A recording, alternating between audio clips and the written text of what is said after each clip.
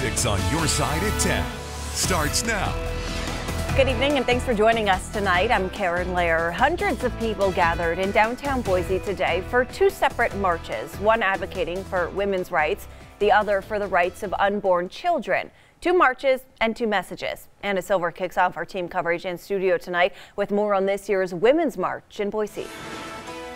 Karen, hundreds of people gathering along the State House steps today, promoting equal rights for all Idahoans. Organizers of this year's Women's March on Idaho say the rally aims to empower diversity. Many rallied at the Idaho State Capitol Saturday for the Women's March on Idaho, this year spelled with an X to represent equality. It's so important to me that they understand equal rights and have strong female role models. One of the main speakers, Jennifer Palmieri, is the author of the New York Times bestseller, Dear Madam President. The young women who spoke, there were so many of them. They were incredibly poised, incredibly empowered, and really inspiring. This year, organizers were as young as high school age. Pretty frequently, youth and like students are like, oh, you're just a student, like you can't put on an event like this, or you can't like possibly have a say in politics, but like we do. And I think that having youth put on this event just goes to show that like we're capable of so much. And several other young women took to the stage. I got a lot of black women and girls come up to me, and we were talking Swahili, and you know, we were just like hyping each other up, and it was great. And I think, and I got a lot of older women who were like, y'all, that was so great. Like, I've been doing this since the 60s. Organizers say the event aims to empower Idaho's diverse community to fight for women's rights. The reaction of the crowd, it was amazing seeing how engaged they were with our speakers and just the real power that we felt.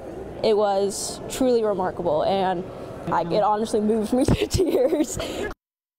The young women say they plan to work on the next Women's March. Live in studio, Anna Silver, 6 on your side. Well, following the Women's March in Boise, another group lined the State House steps, this time with an anti-abortion stance for Boise's 2019 March for Life. As 6 on your side's Jessica Taylor reports, many in the crowd say this isn't the opposite of the Women's March, just a slightly different approach to equal rights. The anniversary of Roe v. Wade marks the 46th Boise March for Life. Hundreds of pro-life marchers filled the Capitol steps advocating for an end to legalized abortion. It's wonderful that there's so many people to support life and stand up for those that can't, the little babies. The landmark Supreme Court decision legally allows women to undergo an abortion. Many in the crowd facing that option themselves. So he was born at 7:23 p.m. on Thanksgiving Day, and he passed away at 8:51 p.m.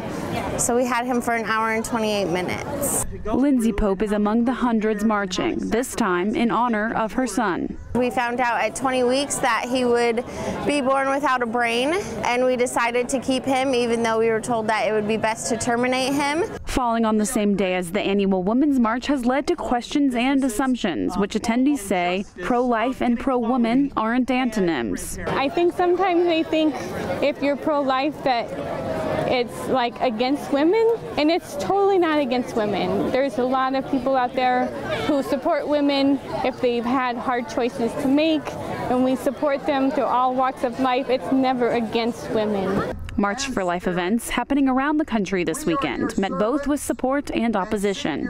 Jessica Taylor, 6 on your side.